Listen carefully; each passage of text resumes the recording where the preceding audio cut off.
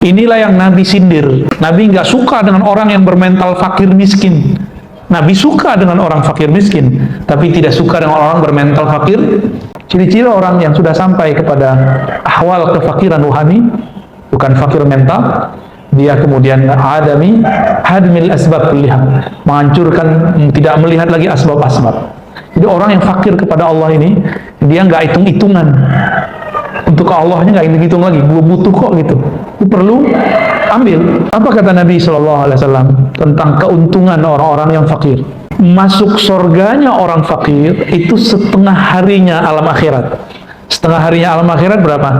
Orang miskin itu bukan orang yang minta-minta ngemis. Nih dalilnya nih. Kunci-kunci surga adalah mencintai orang-orang miskin. Ada 3 macam kefakiran. Yang pertama, faqrul khalqi ilal haq, kefakiran hamba kepada Allah. Yang kedua, faqrul awam wa wa'adamul mal wa arad dunya. Ada fakir orang awam. Ada fakir yang ketiga, faqrun nafs, orang yang fakir jiwa.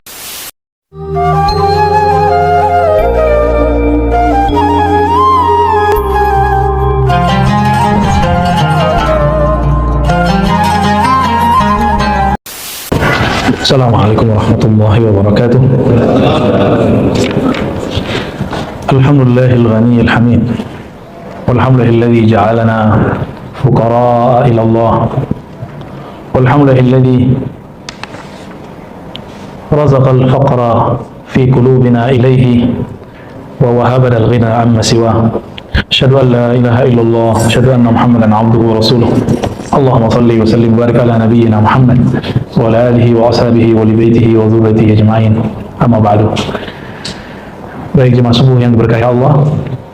Mohon maaf ini belum ganti kostum ya. Masih kostum memperingati hari batik bareng sama Bang Dik tadi ya. Biar request karena kita mulainya setengah 12 kan masih tanggal 2 tuh. Ini masuk tanggal 3 Pak ya. Ya nggak apa-apa lah ya. Jarang-jarang juga kan pengajian pakai batik. Ntar khutbahnya pakai batik Pak. Coba batiknya batik koko ya, insya Allah ya. Kita masuk ke bab yang ke-11, bab al-faqru, bab mengenai tentang babun ya al-faqru ya, mengenai kefakiran. Fakir dalam bahasa tasawuf beda dengan fakir dalam bahasa fikih. Dalam ilmu fikih, fakir itu orang kurang duit. Punya kerjaan tapi nggak mencukupi, fakir. Ya. Artinya dia punya kebutuhan lebih banyak daripada penghasilannya, pengeluarannya lebih banyak daripada pemasukannya. Itu fakir secara ilmu fikih. Tapi fakir dalam ilmu Al-Quran, yang kemudian ilmu ini diambil oleh para sufi. Jadi semua ilmu ini dari Allah. Jangan dibilang yang ilmu dari Allah cuma ilmu fikih. Apa dalilnya? Di Quran dikatakan antumul fuqara'u ilallah ya. Itu surat Fatir ayat 15. Antum, kamu kalian semua, al-fuqara adalah orang-orang yang fakir kepada Allah. Apa arti fakir di situ? Yang tidak sempurna kecuali jika dia datang kepada Allah. Yang dia memerlukan, membutuhkan bantuan dari Allah Subhanahu wa Ta'ala ya. Kata teman saya di Malaysia, membutuhkan itu negatif ya. Benar. Ya, tapi mereka sudah pahamkan bahasa Indonesia. Kalau kita menyebut membutuhkan bukan negatif ya. Membutuhkan ya biasa, membutuhkan memerlukan sama bagi kita. Ya. Kalau miskin, man la syai'alah, nggak punya apa-apa. Ini versi kitab ini ya. Kalau orang miskin, orang yang nggak punya apa-apa. Nah itu miskin. Wa inda ba'dihim bil aks, tapi sebagian ulama membaliknya, mengatakan miskin punya tapi nggak cukup, fakir nggak punya apa-apa. Berarti ini beda. Ulama beda bahasa. Saya memakai yang pertama. Al-fakir, orang yang mempunyai sedikit dan dia membutuhkan bantuan yang banyak. Ya. Dalam istilah ahli haqiqah, alladzi la yajidu syai'an ghairallah wa la yastaghni illa bih wa la yastarih illa bil hudur ma'ah.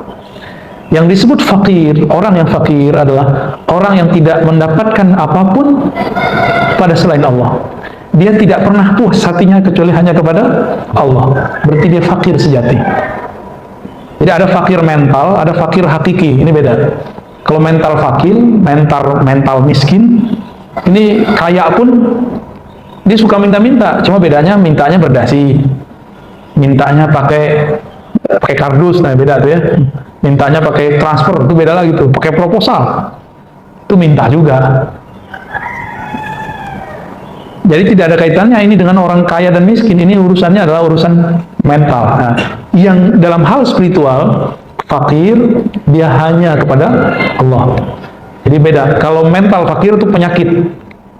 Tapi kalau mental, kalau spiritualnya spiritual fakir, itu baru benar. Ruhaninya fakir, ruhaninya membutuhkan Allah Subhanahu wa taala. Wala yastaghni illa bih. Dia tidak akan merasa puas kecuali dengan sentuhan-sentuhannya. Wala yastariha illa bil hudur ma'ah. Dia tidak akan pernah rehat kecuali hadir bersama Allah Subhanahu wa taala. Wa alamatuhu adamul asbab kulliha. Ciri-ciri orang yang sudah sampai kepada ahwal kefakiran ruhani, bukan fakir mental, dia kemudian hadmil asbab kulliha, menghancurkan, tidak melihat lagi asbab-asbab. Jadi orang yang fakir kepada Allah ini, dia nggak hitung-hitungan. Untuk Allahnya nggak hitung-hitung lagi, gue butuh kok gitu. Itu perlu ambil. Sebagaimana kita dulu sebelum pandemi, mungkin sampai sekarang masih berulang, berangkat pagi, pulang sore. Benar ya? Kita lalui. Kenapa? Karena kita butuh duit, butuh fulus. Ya? Benar. Kenapa kita mau habis umur di tengah jalan, habis umur dalam kemacetan, habis umur bekerja dengan orang? Karena kita butuh sesuatu dari hasilnya, itu fulus, duit. Tapi bukankah kita tidak akan pernah puas dengan itu? Maka beliau mengatakan, orang fakir sejati juga sama. Dia akan melewati gunung, melintasi laut, dia akan melewati benua untuk memenuhi kebutuhan spiritualnya. Itulah sebabnya kenapa orang suka ziarah. Ziarah terbesar kan ziarah ke Baitul Haram, ke Masjid Al-Haram. Kita nggak tahu nih apakah masih bisa lagi apa enggak ya. Apakah masih ada kesempatan lagi apa enggak. Maka teman-teman yang berusaha di dunia travel, ini ujian terberat. Cepat-cepat menguasai diri, cepat-cepat menyesuaikan diri. Jangan larut dalam angan-angan ini bakal ada. Cari pekerjaan lain, cari lini yang lain. Karena kita nggak tahu nih ke depan masih bisa atau enggak ya. Tapi harapan harus ditumbuhkan ya. Apa kata Nabi SAW tentang keuntungan orang-orang yang fakir? Jadi orang fakir ini mirip kayak kalau kita berangkat ke luar negeri, tapi nggak bawa koper, kita cuma bawa tas. Lama nggak? Kalau kita di imigrasi segala macam, turun, nggak perlu nunggu bagasi, pemeriksaannya nggak ketat, langsung keluar. Tapi kalau kita bawa barang banyak, barang-barangnya mencurigai, itu diperiksa oleh petugas imigrasi. Itulah yang membuat lama kita di proses perjalanan. Ini ilustrasi apa kata Nabi? Yadkhulul fuqara'ul jannata qabla al-aghniya bi 500 'am. Hadis ini diriwayatkan oleh Imam Tirmizi, Imam Ahmad, Ibnu Majah dengan beberapa versi ya. Masuk surganya orang fakir itu setengah harinya alam akhirat. Setengah harinya alam akhirat berapa? Satu hari akhirat 1000, ini setengahnya. Lebih awal daripada yang lain, setengah hari. Berarti 500 tahun. Ya. 500 tahun. Cepat atau lama itu? Ada yang umurnya 500 di sini. Ini rata-rata berapa nih umurnya? 30, 40, 50 ya. Di bawah itu nggak banyak nih.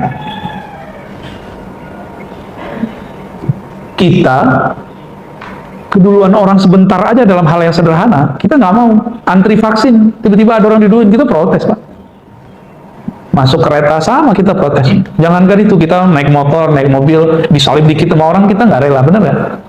Bayangkan ini 500 tahun disalib oleh orang-orang fukara karena dia nggak punya bawaan, dia nggak punya apa-apa. Maka Nabi ketika wafat dia jadi fukara, semuanya diserahkan ke Baitul Mal. Abu Bakar ketika wafat semuanya diserahkan ke Baitul Mal. Mana ada yang sanggup begitu, Pak? Kita kan ngayal terus. Cuma emang Nabi melarang. Apa kata Nabi? Maksimal hanya boleh kamu bagi sepertiga. 2/3-nya harus kembalikan kepada keluargamu, saudaramu. Sepertiga kita bagi, kita kasih ke Baitul Mal. Ya.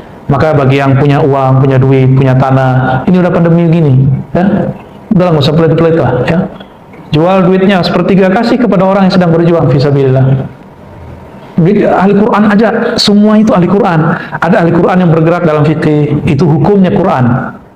Ada ahli Quran yang menghafal, Ada ahli Quran yang tafsir, ada ahli Quran yang sufi tasawuf, ahli qalbu. Itu semua ahli Quran semua. Cuma kita kan terjebak, ahli Quran itu cuma yang ngapal-ngapalin Al-Quran. Kalau ngapal itu level 1, level berikutnya memahami, level berikutnya mengamalkan, level berikutnya menghayati. Penghayatan itulah yang disebut bertasawuf. Yang sekarang banyak orang takut menyebut kata tasawuf, ya. Saya udah sering sebutkan, banyak ustadz tidak pede menyebutkan kata tasawuf.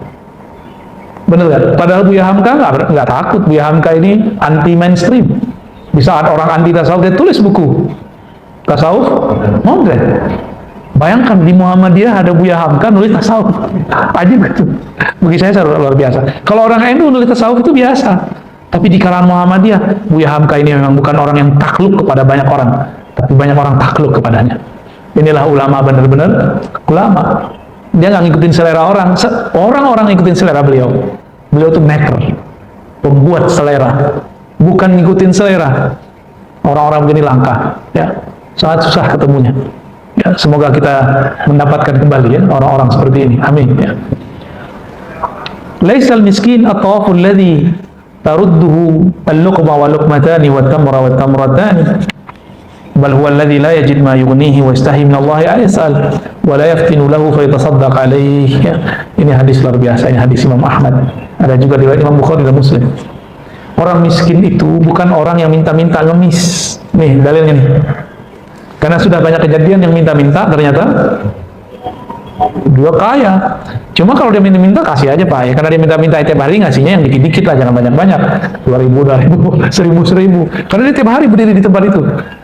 Orang miskin yang sebenarnya itu orang yang dia tidak punya apa-apa yang cukup baginya, tapi dia malu untuk meminta-minta. Ya, maka kadang-kadang dia bekerja hal-hal yang di luar batas dirinya. Kadang-kadang dia perlu ngutang. Nah, ini ciri-ciri Pak. Ada orang yang dia berutang, itu pun sulit sekali dia untuk berutang. Bahkan orang pun nggak percaya dia bisa mengembalikan hutangnya. Itu yang harus dibantu. Ada orang minta tolong sama kita, terus kita bilang, kamu bisa bayar nggak? Ah, itu orang begitu tuh yang bisa di. Dan dia bilang, wah belum tahu nih. Mereka perlu dibantu sebenarnya. Namun ini kan cuma mudah dilafazkan, Pak. Saya pun diuji begitu, nggak belum tentu lolos juga ya. Saya diuji begitu, jangan aja diuji begitu nih. Terus ya kita ngasih-ngasih aja. Kalau nggak bisa ngasih, ya bilang nggak usah. Lagi nggak bisa minjamin, selesai. Gitu. Nggak usah bilang soal miskin depan orang, nanti miskin beneran. Jadi di musim pandemi ini banyak orang pura-pura miskin supaya tidak dimintain orang. Di musim pandemi ini tambah banyak orang pura-pura susah, khawatir kalau ada orang minta pinjaman kepadanya. Cukup lakukan itu. Kemarin teman kita ngomong, wah susah nih pandemi. Udah, sebenarnya pandemi itu bisa diadaptasi. Kita dulu juga ngomong susah kan sebelum pandemi. Terus antum sekarang ngomong susah lagi, 2 kali susah sudah. Harus diganti kalimat itu. Ya, apa kalimat yang paling ringan menggantikan kata susah? Ya mungkin sekarang tidak sebanyak untung dulu gitu. Jadi ganti aja lafaznya. Mungkin tidak sebesar untungnya dulu. Kan istilahnya sekarang lagi rame cuan ya. Cuannya nggak sebanyak dulu, tapi alhamdulillah masih bisa jalan. Itu yang dimunculkan jiwa-jiwa positif. Karena banyak orang setiap hari saya mendengar, bukan di sini, bukan di sana, di mana-mana, bahkan di kampus. Bayangkan di kampus Islam. Dosen-dosen yang mengajarkan tentang teori-teori keislaman, omongannya begitu. Susah nih, susah. Ternyata mobilnya ganti terus. Susahnya karena ngeredin mobil mulu. Suka ngeredin mobil. Gaya hidup di luar batas kemampuan gaji. Jadinya susah. Kapan kita hidup tidak susah? Jika gaya hidup sesuai dengan kantong. Coba sesuaikan gaya hidup kita dengan kantong kita, Pak. Ya. Ngikutin kata orang, ada puasnya nggak? Suatu kali saya bawa mobil saya yang biasa itu, Pak, yang tapi alhamdulillah duduk kemana-mana tuh. Ya. Terus apa kata si pengurus? Kalau Ustadz tuh mobilnya gede sekalian. Ya kita senyum aja, amin, gitu aja ya. Jangan tersinggung juga. Diaminin aja. Ada orang-orang yang kemudian memandang kita rendah cuma karena mobil kita beda. Makanya mohon maaf, tidak sedikit kawan-kawan saya para dai sebelum pandemi, itu untuk membuat trust, membangun rasa percaya orang, trust building. Itu datang kalau ceramah pakai mobil termahal yang ada di tempat itu. Biar nanti dibayarnya mahal, honornya gede. Ya salam ya. Itu terjadi, Pak. Bajunya agak mahal-mahalin dikit ya. Handphonenya kelihatan mahalan dikit. Sepatunya kalau bisa yang harga-harga di atas 20-an juta.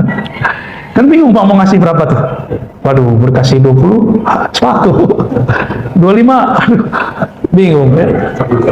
Itu hanyalah apa istilahnya, membangun trust secara zahir. Yang dibutuhkan orang dari dai apa? Makanan kolbu. Maka seharusnya yang dia bangun adalah trust dalam kolbu, yang berbicaranya dengan kolbu, yang kayaannya dengan kolbu. Kiai-kiai kita dari dulu di kampung-kampung itu kaya kolbu, walaupun dia pakai sepeda ontel ya, malu Pak kita. Ini saya ngomong untuk diri saya sendiri dan para dai. Udahlah, jangan kemudian membangun trust lewat penampilan fisik, bangunlah trust lewat batin. Zahir kita kan sama kayak ilmu-ilmu orang-orang neurologis dan ilmu-ilmu orang hipnoterapis, persis sama. Hanya 10% yang zahir, yang batin itu 90%. Bangunlah kekayaan batin. Maka orang-orang yang mendengarkannya akan, yang fakir-fakir itu dia akan merasa kenyang gitu. Maka kita menyaksikan sendiri, orang kalau butuh ilmu kolbu itu dari mana-mana Pak datang. Kajian Al-Badar itu kajian hikam ya, yang kita lakukan malam minggu. Itu dari seberang pulau datang. Cuma yang nggak butuh nontonnya dari seberang Bintaro. Ya alasannya macam-macam, pertanyaannya berat-berat tapi nggak mau datang. Tapi ada yang datang dari Banjarmasin, ada yang dari Sumatera, ada yang dari Sumatera. Mereka datang. Kenapa? Kolbunya haus. Maka asbab pun dia hadang. Hadmul asbab, akhir kepada fulus. Maka kita mau ditugaskan kemana-mana. Bahkan beberapa perusahaan itu nggak cocok dengan budaya kita. Kita ini kan suka liburan Pak. Libur Ramadan, libur hari raya. Kalau masuk perusahaan tertentu, dia nggak kenal hari raya. Benar nggak? Ya, mereka hantam terus. Nggak kenal di hari Jumat. Kita mau sholat Jumat nggak boleh meeting. Tapi karena butuh, karena memerlukan, akhirnya kita juga jalani. Kapan kita kemudian memangkas halangan-halangan ini untuk mengambil yang rohani? Ya, semoga yang hadir termasuk yang memangkasnya. Ya, amin ya rabbal alamin. Tapi dekat nggak? Dekat jauh itu sama Pak. Bagi saya sama. Ya. Jauh, dekat itu kan urusan fisik, batinnya gimana? Kadang di dalam masjid pun pikiran bisa melayang kemana-mana, ya kan? Baik.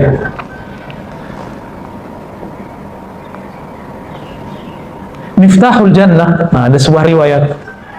Miftahul Jannah riwayat Imam Tabarani, Imam Al-Hakim. Hubbul masakin. Kunci-kunci surga adalah mencintai orang-orang miskin. Bapak saudara bukan Allah, Nabi itu tidak miskin. Tapi beliau bergaya hidup miskin. Lifestyle-nya apa adanya ke Nabi. Nabi istrinya 9 kan waktu wafat. 9 masing-masing itu Nabi kasih rumah Pak. Masing-masing Nabi kasih fasilitas, pembantu, kalau dulu itu budak. Dan masing-masing diberikan kendaraan. Coba, itu miskin apa kaya? Antum ada yang sekaya itu? Karena ada yang kurang ajar ngomong Nabi itu miskin. Imam Subki bilang, yang bilang Nabi miskin itu umat kurang ajar ya. Imam Subki apa yang ngomong? Bahkan beliau bilang ulang syahadat ente gitu. Imam siapa? Imam Subki. Kenapa? Kita sekarang, ya antum-antum ini kan suami-suami ikut istri kan? Istrinya atuh. Ya duit banyak, tapi kan istri atuh. Ya. Alhamdulillah. Itu udah merasa kesusahan. Nabi istrinya banyak. Kaya apa miskin? Kaya. Tapi beliau mengajarkan istri-istrinya, mari mencintai orang miskin. Masa setiap hari orang datang ke rumah Aisyah minta makan. Aisyah belum sarapan dikasih, kurma-kurma terbaik itu dikasih, gandum-gandum terbaik diserahkan. Ketika Nabi selesai mengurusi umat, Nabi pulang. Pas pulang nanya, wahai Humairah, adakah sarapan pagi ini? Apa kata beliau? Wahai suamiku Rasulullah, barusan ada seorang ibu bawa 3 anak, belum makan 2 hari. Akhirnya aku berikan apa yang ada. Apa kata Nabi? Ya sudah, kita puasa. Ada nggak yang begitu Pak? Saya pun kayaknya nggak begitu Pak. Saya pun malu kalau baca riwayat ini. Ya? Tapi ini udah mulai belajar ya. Ini semenjak pandemi ini, sebelumnya malah ya, udah hampir 2 tahun ini. Di rumah nggak masak, biasa. Bahkan saya memberikan kebebasan kepada pasangan saya. Kamu boleh masak, boleh tidak. Ya istri ya sukanya nggak masak, ya sudah nggak masak dia. Ada kan yang hobi masak, ini nggak hobi masak. Karena kalaupun dia masak nggak kemakan sama saya. Beda lidah, dia lidah Jawa, kita lidah Padang kan beda. Dia sendiri paham itu. Ya begitulah Pak. Makanya sekarang kalau pulang ke rumah nggak ada, ya alhamdulillah gitu aja. Dan sekarang itu saya terbiasa tidak perlu makan nasi. Yang penting ada yang kemakan. Kurma boleh, buah pisang boleh, buah apa aja kemakan. Nggak ada roti, apa aja, yang penting halal, walaupun cuma sedikit. Tapi perut saya masih aja tambah gede, Pak. Ya, tambah maju aja deh nih. Untung kita agak tinggian dikit sama Allah kan. Coba kalau agak kurang, ini saya udah gendut kali Pak ya. Karena badan saya beratnya 85. Tapi yang di sono kayaknya 90 tuh ya. Nabi meskipun beliau kaya, karena beliau punya akses dapat gaji. Beliau seorang pemimpin negara. Pemimpin negara gajinya besar apa kecil? Beliau dapat hak 1/5 harta rampasan perang. Setiap perang beliau punya hak. Beliau punya hak dapat gaji sebagai panglima perang, raja, plus jenderalnya. Panglima perang itu beliau. Setiap hari beliau menjadi konsultan. Ini konsultan melebihin psikolog. Psikolog kan lumayan Pak. Kadang-kadang beliau bertindak sebagai dokter. Coba, ada ustadz kan yang ngeruqyah kaya kan di TV. Nabi kalau pakai itu jadi profesi gimana Pak? Nggak perlu pakai ngobrol-ngobrol. Kalau si ustadz kan ngomong, kamu tahu siapa saya? Kamu tahu siapa diri saya? Kan gitu kayak si ustadz tuh yang sudah kaya itu. Kena antri di situ ya. Nabi kan nggak perlu gitu. Orangnya ditepuk, keluarlah wahai Rasulullah, keluar langsung. Coba Nabi buka klinik. Apa tuh? Klinik apa namanya? Pengusiran setan. Oh, kayaknya Nabi paling kaya, tuh paling tajir tuh ya. Nabi nggak membuat profesi seperti itu. Kenapa? Beliau punya hak. 1/5 harta rampasan perang, wah itu dah sekaya orang itu.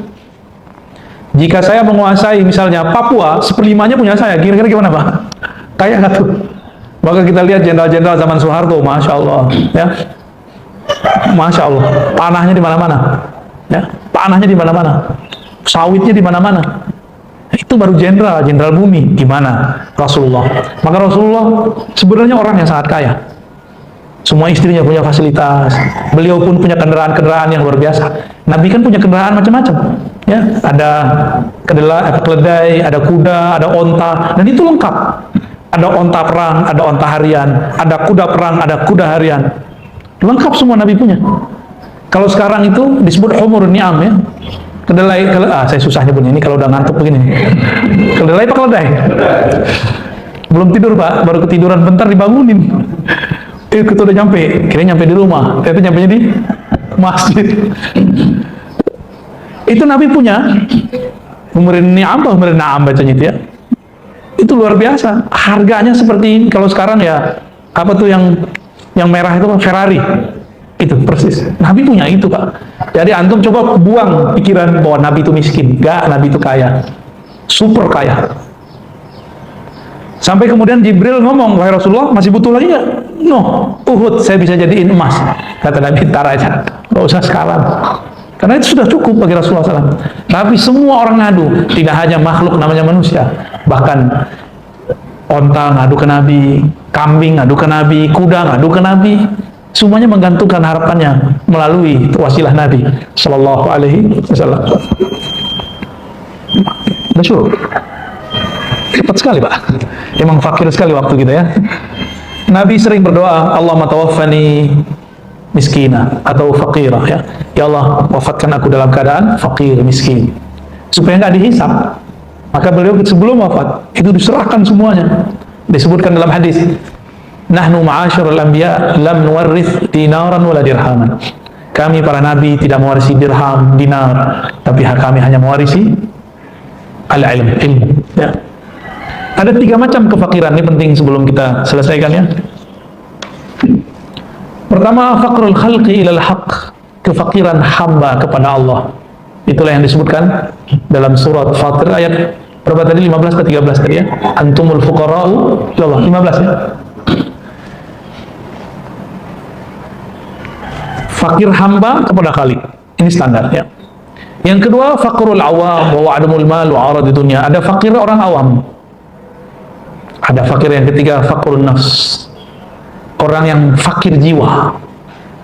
Ini gawat. Kalau fakir jiwa itu yang kita tadi sebut mental fakir. Mentalnya mental fakir ya. Wa hadzal fakir la yughni syai' wa hadzal faqr walladhi ta'awwadha minhu an-nabi sallallahu alaihi wasallam ya. Inilah yang Nabi sindir. Nabi nggak suka dengan orang yang bermental fakir miskin. Nabi suka dengan orang fakir miskin, tapi tidak suka dengan orang bermental fakir. Apa itu? Orang yang nggak pernah merasa cukup meskipun sudah ada kecukupan. Maka saya udah pernah nanya di sini, orang koruptor itu kaya atau enggak? Dia korupsi, dia sebenarnya udah berkecukupan kan? Iya.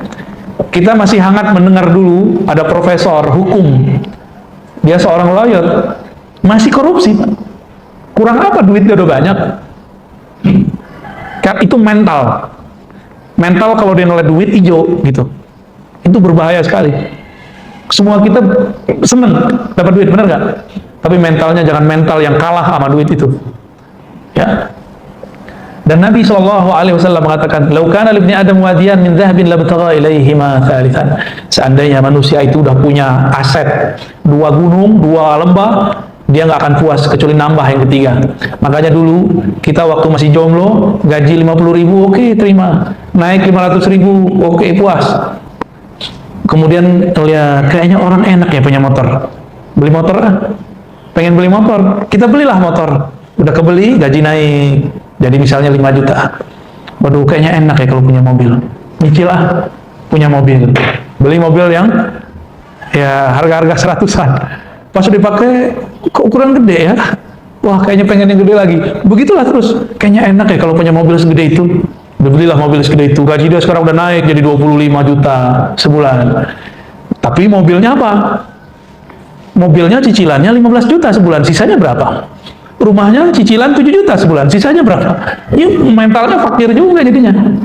Maka masa pandemi banyak orang yang bergaji besar itu tiba-tiba dipecat atau tunjangannya habis. Sengsaranya bukan main. Gaya hidup melebihi kemampuan. Gak usah dipaksa, lepasin.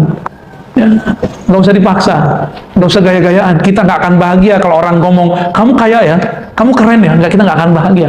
Bahagia itu kita yang tahu sendiri. Dia tersembunyi di dalam diri kita. Nggak akan bahagia Pak dengan kata-kata orang ya. Maka orang yang paling sengsara di muka bumi adalah orang yang ngikutin selera-selera makhluk bumi. Orang yang ngikutin kata-kata orang di bumi. Nah, cukup belum Ustaz ya? Selalu cukup. Yang ngantuk antum nih. Ada yang belum tidur, antum yang ngantuk.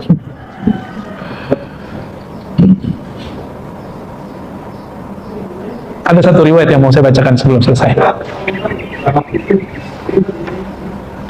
Sayyidatuna Aisyah mendengar Nabi bersabda, "Iyyakum mujalasatil mauta." Kamu jauhilah majelis, perkumpulan, komunitas, tempat tongkrongan orang-orang mati. Loh, kok orang mati bisa nongkrong? Gitu pertanyaannya. Maka bertanyalah para sahabat, ya Rasulullah, manil mauta? Yang engkau sebut tongkrongan orang mati itu siapa? Qala al-aghniya. Beliau mengatakan, yaitu orang yang sok-sok kaya, yang lifestyle-nya kayak melebihi dirinya. Itu tas Pak. Ada yang 1 M kan? Ada yang 2 M kan? Tas ibu warisan. Jam. Kalau jam saya paling cuma beberapa, itu pun hadiah juga Pak. Kita cek paling 5-6 juta. Orang di luar sana kalau lifestyle seharga Fortuner, seharga 1 mobil, apa itu mobil Eropa, 2 M, 3 M, itu lifestyle. Ada kan yang begitu? Rolex tuh, apalagi itu yang mahal-mahal. Masya Allah. Ya. Jam kecil seharga rumah gede Pak. Ya. Itu lifestyle. Al-aghniya. Tapi hati-hati, ada orang-orang yang begitu tapi nyamar, ada juga. Dia lagi sedang menyembunyikan dirinya, membalut dirinya dengan itu supaya orang suuzon sama dia. Ada juga yang begitu. Tapi kebanyakan tidak. Kebanyakan dia memang menikmati itu, menikmati gaya hidup itu. Maka Nabi menyebut mereka dengan orang-orang mati. Ya, kenapa? Dia mendengarkan kata-kata makhluk tapi tidak mendengarkan kata-kata dalam hatinya. Ya, saya lihat di belakang banyak karpet Pak ya, nganggur. Masjid Bintaro 9 sudah kembar karpet Pak. Padat, sholatnya sudah rapat. Kapan di sini ditebar karpet lagi nih? Ya, udah vaksin. Eropa kan sudah buka masker. Kapan negeri kita bakal buka masker? Udah pada vaksin belum?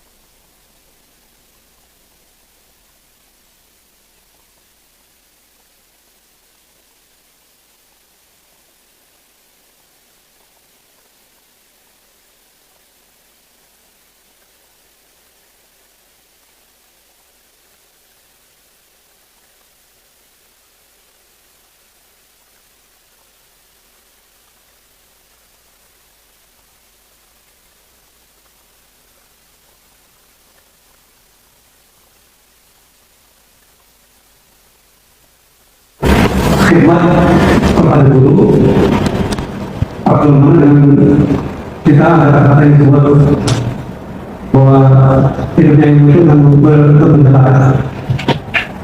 Dan itu saya pernah coba terapkan ketika saya waktu sekolah di Aceh, Bogor, saya berkhidmat pada guru saya belajar nyambung, saya nyambung dengan GRI, saya ngepel, saya lanjut di sininya. Alhamdulillah terasa dan saya dengan khidmat pada guru itu, ilmu yang dulu saya pernah pelajari nempel walaupun baru secara paham. Jadi antara khidmat dan mudah lebih bermanfaat. Ya, bagus Pak. Ternyata Bapak ini santri ya. Syukran ala husnil ibarat ya. Bagus sekali ibaratnya. Al-ilmu yu'ta wala ya'ti.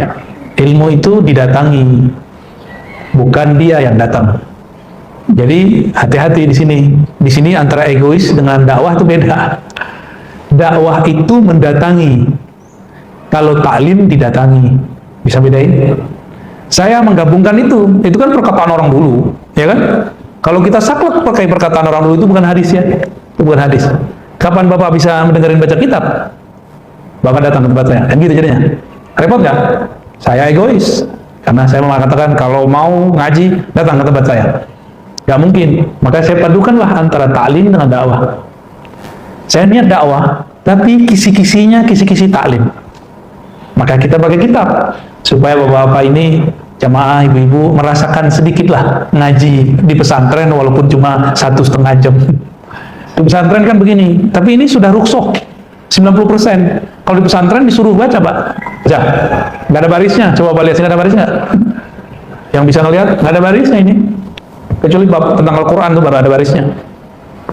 Kalau saya suruh bapak baca, ya 5 menit langsung kabur semua kali. Nggak ada ujiannya, tapi ini Allah yang langsung uji ya. Saya nggak suruh baca.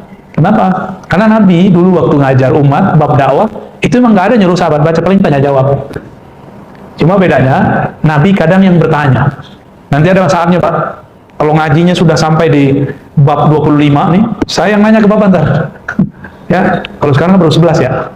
Ya baru dikit lah, belum terbiasa pasti ya. Nanti sesekali kita pakai whiteboard ya, biar ada gambarannya. Fakir itu terbagi 3, mana yang lebih tinggi ya, mana yang disebut fakir yang terpuji itu fakir ilallah, mana fakir yang tercela itu nomor 2 dan nomor 3 dan lain sebagainya ya. Jadi kalam tadi bukan kalam Nabi SAW, tapi kalam ulama. Ada yang menisbatkan itu kepada Sayyidina Ali, ada yang menisbatkan kepada Al-Hasan Al-Basri. Wallahu alam mana yang benar. Karena itu bukan kalam Nabi, maka ulama tidak serius dalam menelitinya ya. Terus yang kedua, lebih afdal mana? Santri muzakarah atau santri khidmah. Dua hal ini tidak bisa diadu, tapi dua hal ini tergantung keadaan. Ada saatnya muzakarah lebih afdal daripada khidmah, tapi khidmah selalu akan lebih berat daripada muzakarah. Muzakarah itu kita diskusi Pak, adu pinter.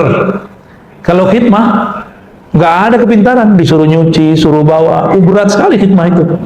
Antum kalau khidmah itu ego harus habis. Saya ini orang hafal alfiyah kok, hafal ini kok disuruh nyapu gitu. Masa saya begini disuruh bawa kitabnya kiai? Saya kan hafal isi kitabnya kiai. Kalau terbersih begitu, dia belum layak menjadi khadim, belum layak khidmah. Jadi lebih efektif mana secara pendidikan kerohanian? Khidmah.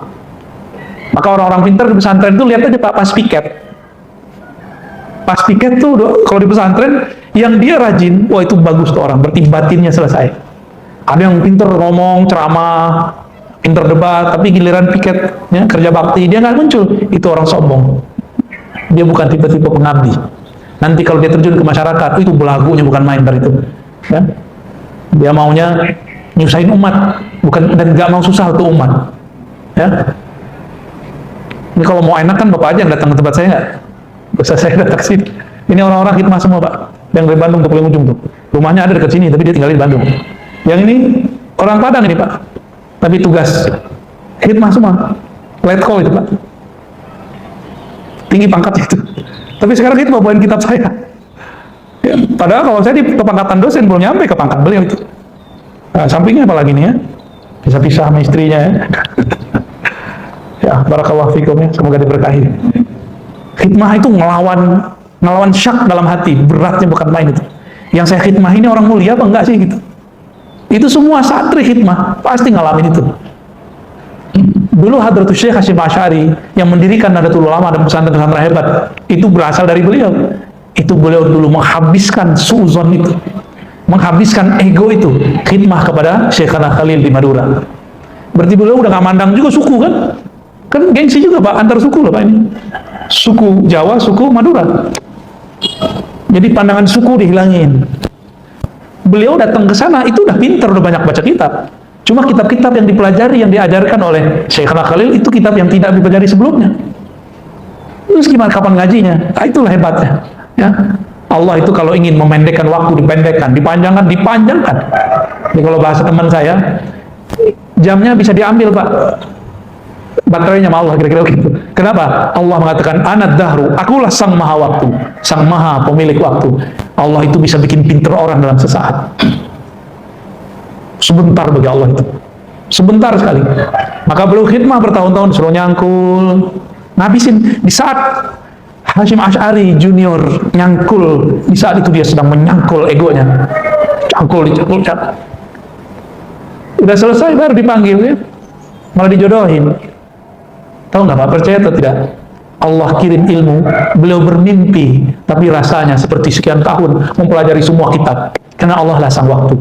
Padahal dia cuma dengar selentingan orang ngaji, dia nyangkul di samping orang ngaji, tapi semua ilmu yang orang baca di sana masuk ke telinganya semua.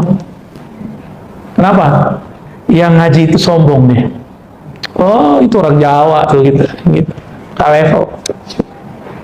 Tapi beliau cuek aja ya, menghilangkan itu. Dahsyat bukan main. Sekarang jadi gurunya orang Jawa dan Madura, jadi gurunya orang Sumatera dan Banjar. Ya. Kita sanad hadis kita ke sana Pak. Sanad hadis Sahih Muslim saya ke beliau. Jadi khidmah itu lebih dahsyat. Bapak bisa datang pagi ini, walaupun sudah berilmu, itu karena sudah pernah khidmah, sudah pernah menyangkul ego. Kalau nggak mau datang ke majelis kita. Ya, merasanya, itu mah ilmu gue juga punya. Gitu. Ya. Selamat Pak ya. Masya Allah. Belum tidur berarti? Sama kita Pak. Ya, sama nih, belum tidur juga nih.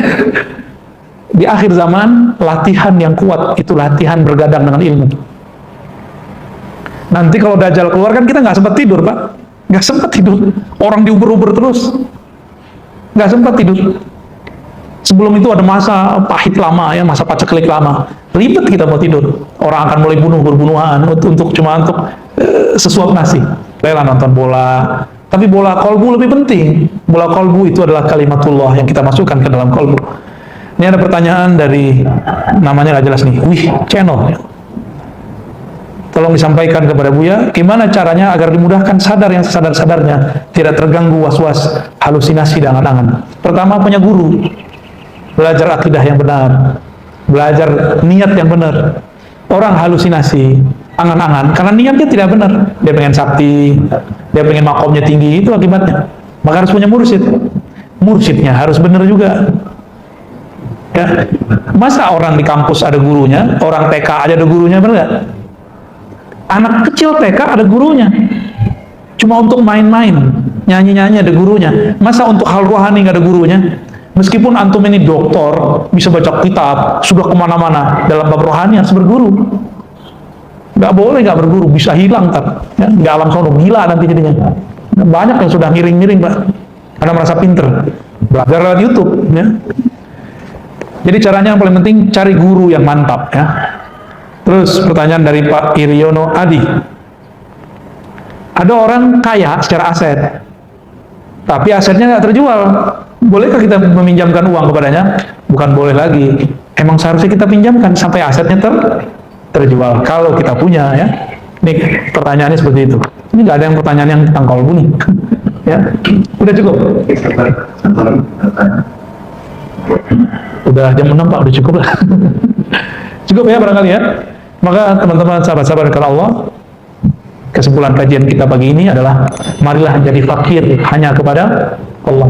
Bahkan kita jangan fakir kepada pasangan, jangan fakir kepada gaji dompet, Jangan fakir kepada atasan. Siapa yang sudah fakir kepada sesuatu, dia akan menjadi hamba dan budaknya. Maka bebaskan diri kita dari fakir kepada selainnya. Fakirlah hanya kepada Allah, maka kita akan menjadi hamba Allah, ya. Semoga bermanfaat. Semoga ilmu yang kita dapat ini lebih utama daripada 100 rakaat, ya. Amin. Sallallahu alaihi wasallam Muhammad. Assalamualaikum warahmatullahi wabarakatuh.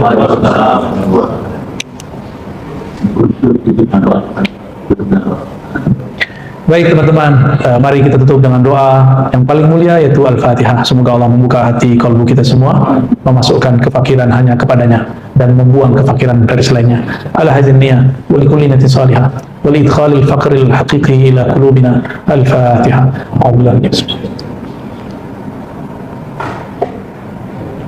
اللهم توفنا فقراء، اللهم اجعلنا ممن دخل الجنة فقراء، اللهم ارزقنا الفقر إليك وارزقنا الغنى عما سوى. ربنا آتنا في الدنيا حسنة وفي الآخرة حسنة وقنا عذاب النار. وصلى الله على نبينا محمد والحمد لله رب العالمين.